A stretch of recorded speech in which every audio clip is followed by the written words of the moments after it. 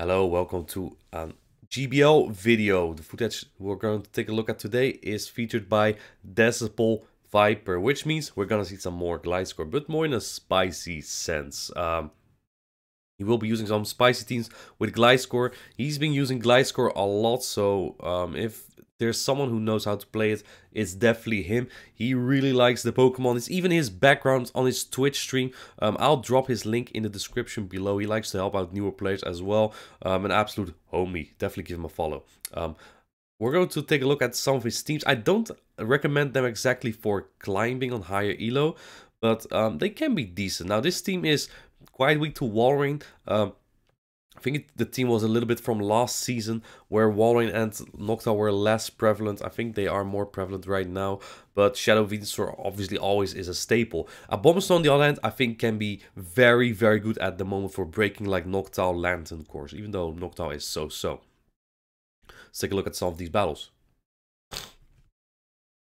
So this is an interesting lead. You're somewhat happy to see this Altaria here with your Venusaur in the back, but you'd love to have your Abomasnow on it in the back. So let's see how DecibelViper would play this out. This is definitely not a matchup I would like. The opponent decides to shield the first move, which is kind of interesting. Definitely not necessary, especially if you'd get a boost now, this would be pretty decent. But in my experience, GLISCOR really lacks power in those neutral situations. Second Night Slash coming through, it does a little bit of damage, but the more shields there are in play, the better GLISCOR usually is.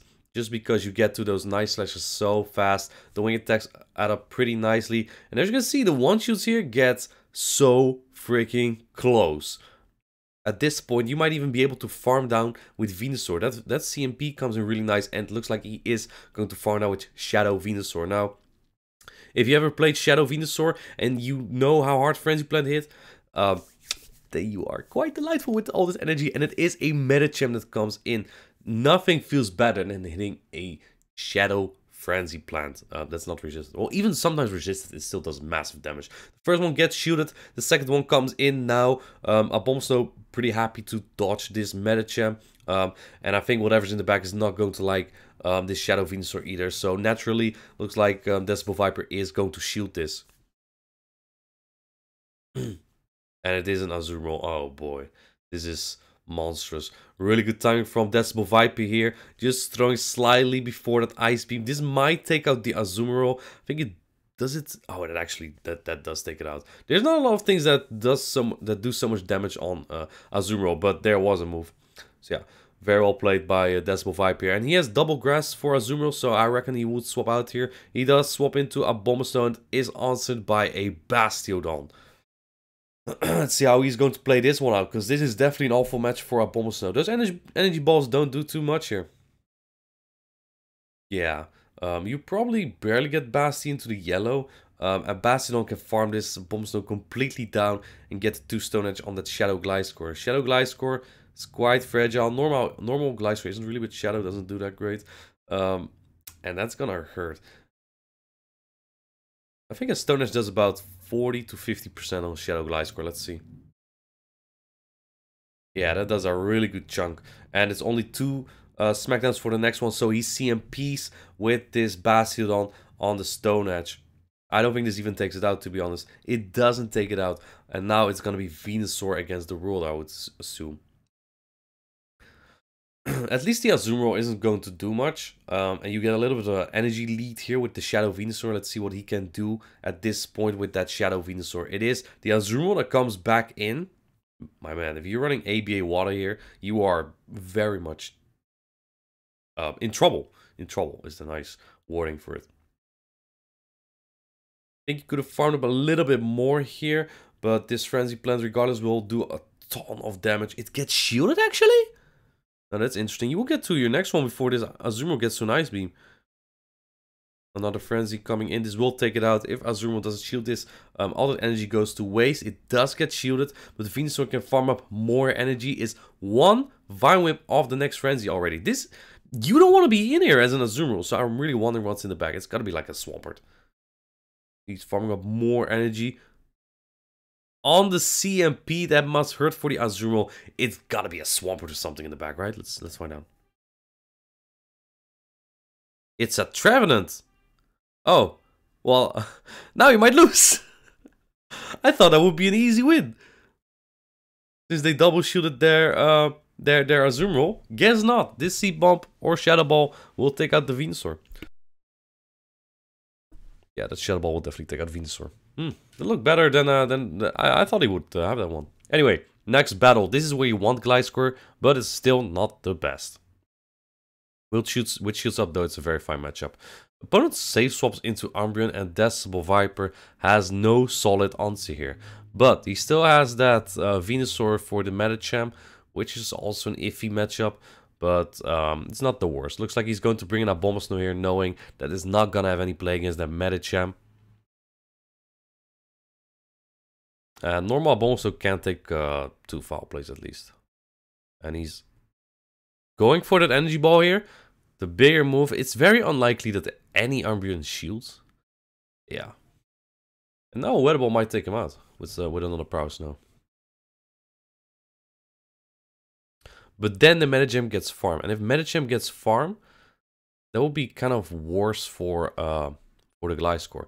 They CMP on this Energy Ball. That's quite nice for DecibelViper. Doesn't get shielded though. And in comes the Medicham again. He does have a lot of energy on the GLISCOR though, so that's good. And this does seem like the Azumarill meta, so that might be in the back though. Go straight for the Earthquake. That's actually quite risky. He does have a massive energy lead though, but usually if you go straight Earthquake here, you can lose his matchup now. Even if they were to go straight Pup here. Let's see what they throw. It's an Ice Punch. And in the back is a Lantern. Oh my god. I really love to see Lantern die nowadays because it's an annoying Pokemon. It's an annoying Pokemon. It's a good Pokemon, don't get me wrong, but walling that sometimes is pretty nice. He's farming up quite some energy. That Thunderbolt actually did about 50%. That's a lot of damage. But this should be very fine for DecibelViper. The move does get shielded. This wasn't CMP. He even lets this go, keeping the shield for the GLISCOR. Honestly, GLISCOR could have like cleaned this whole team up with since it's a Spark Lantern as well. But obviously you get your Venusaur on that. Here comes another Frenzy, takes out the Lantern. I believe he's very close to an Earthquake on that GLISCOR. And this Earthquake definitely takes it out. The Shadow GLISCOR Earthquake hits very, very hard. Bam. So the next team we're going to take a look at, he actually I'm showcasing 3 battles with 2 different teams, is Triple Shadow. Now these Pokemons are interesting. Again, I don't recommend this team for climbing, but I do think especially Hypno can be interesting in the current meta. It obviously gets destroyed by like Sableye and Treff, but Licky isn't as common anymore. Noctowl is an okayish matchup. Obviously, they pack Shadow Ball nowadays, so it's not that great. With Fire Punch, even G-Fisk is more or less manageable. You destroy Medicham, so I think it's an interesting pick. Shadow Shift release alignment dependent. It's a bit scary to use in a Noctowl meta, but if you get it on like G-Fisk or a Lantern, it's very fine. Or even a Sableye or Treff. So I think Shift 3 has quite some play. So let's just take a look at how this goes. I really hope he doesn't run into an Ice type. Shift 3 into Stunfisk. This is actually a fine lead. I believe, do you lose a 0-0 or is that... Let's see. I don't know exactly how much a Rock Slide does. I think about 50%, but the Leaf Blade should do about the same. Maybe you lose the 0-0, I'm not too sure. Let's take a look. That Rock Slide does massive damage. Shadow Shift 3 is very fragile. And the opponent tries to catch, but gets hit by a Hurricane to the face. This is gonna do so much damage. And then swaps into that Hypno. Look at the moves that he is running, by the way. That's pretty sick. Shooting up this move from the Noctowl. This could be a Shadow Ball. It is, and it will be super effective. I don't think it does too much damage, probably of 50% or so. But I guess he wants to preserve this as much as possible for now.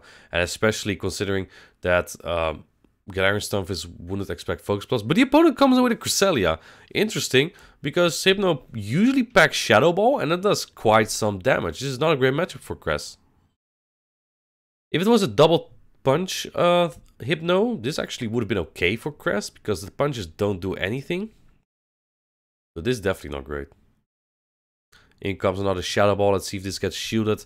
I think a G-Fisk with energy and a shield advantage could be annoying, but it's no longer a shield advantage now, and Shift 3 looks in a really good spot at the moment. This Cresselia is not going to like it. In comes GLISCOR, but the opponent swaps into Stunfisk right away and CMPs on this Leaf Blade. This is going to do big damage. You can't shield this, otherwise you get one shot by Earthquake. Yeah, that does good damage. I'm not sure if you win the zeros with Shadow Shift. You barely might not. I think you need a couple more snalls to win that in the zero shields. But with that Leaf Blade, that's very useful there. The wing attacks will bring this G-Fisk into nice slash range. Looks like DecibelViper is going to go for that.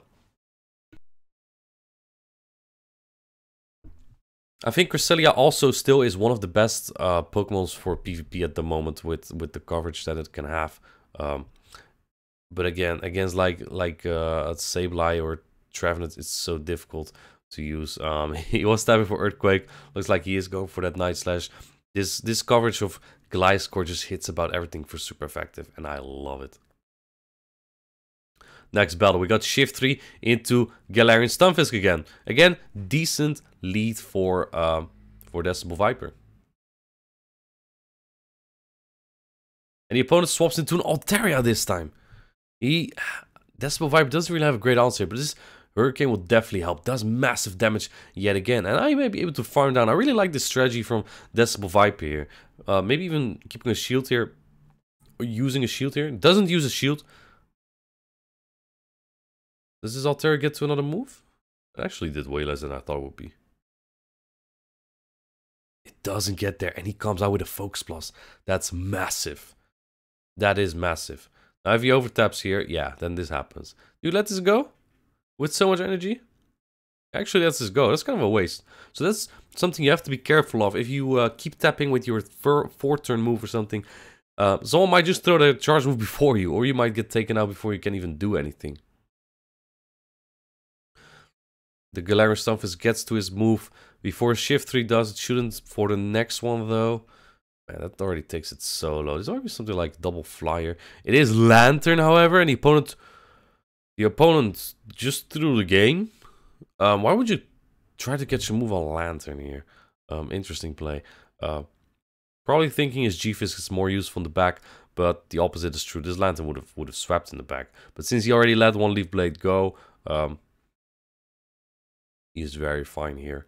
Because now a Night Slash will take out this this Lantern here. As long as you stay above about 50% HP, the G-Fisk needs 2 Rock Slide or 3 Rock Slides as long as you get 1 shield to take you out. And at this point, this actually might get close. You have to throw as DecibelViper or farm this down. At this point, you have to farm down. Because if you throw your move, the Galarian Stunfisk will Rock Slide you. Oh man, is that a CMP? I think it may have been CMP. Regardless, this Earthquake is going to take it out. We're not even going to see it. I think the G-Fisk may have been 1 turn behind. And actually, wing attacks down a Lantern. You love to see that. Next lead, Shift 3 into Lantern. Well, if you get leads like this, Shift 3 definitely shines. The opponent might be double weak to it. Staying in. DecibelViper throws immediately. This is going to do massive damage. That actually almost takes it out. And in comes Umbreon. That's not really a Shift 3 answer. But Umbreon actually does okay here. Because you're going to see how much a Foul Play does. Okay, well, Foul Play already does so much. Maybe that's the play, honestly. Just double Foul Play and snarl down. I think a Last Resort will almost take out Shift 3, though. In comes that Leaf Blade. Neutral Leaf Blade on an Umbreon does so much. And he does shoot up this next move. This is another Foul Play resisted, but would still do a lot on the fragile Shift 3. And Shift 3 charges so fast because another Leaf Blade is coming in. And another one. At this point, you may have wanted to Hurricane if you only get to 1 move, but it's still chunk. I think a Hurricane may have killed, but you get it into a nice farm down range here. Let's see what he's going to do. Letting the Shift 3 go, and then farm down with the GLISCOR. Oh, I like this. That Lantern isn't really a threat anymore. Looks like he's going to swap immediately to try and catch a move on the Hypno, but the opponent did fall for it, and it is a Jelly in the back. This is not over yet. They CMP on this charge move. Oh boy. And he calls the bubble beam. That's big. That's big. I think otherwise the GLISCOR would clean up anyway, to be honest. Shadow Ball gets shielded. You just need a couple confusions to get this into like Night Slash range, and Night Slash does about 40% on a Jellicent. So I think that DecibelViper is very good here. The opponent baits again. At some point, you gotta stop baiting. You need to stop baiting. But no, the opponent throws another one. In comes that Shadow Ball, and this will take out the Jellicent, even if triple debuffed. And now you can wing attack down this Lantern. He lets it go. I think it was a Spark Lantern, so you can't even get the fast move down. This is about 65% damage. A good chunk. And yeah, the Night Slash takes out this Lantern. Very well played by DecibelViper here. So again, I wouldn't recommend these teams for climbing, but I think they're very fun to showcase. And maybe we'll see more GLISCOR content from DecibelViper as he plays it a lot. And he knows way more than I do about GLISCOR in Great League and Ultra League. So yeah, hope you liked the video and see you in the next one. Have a good one. Bye.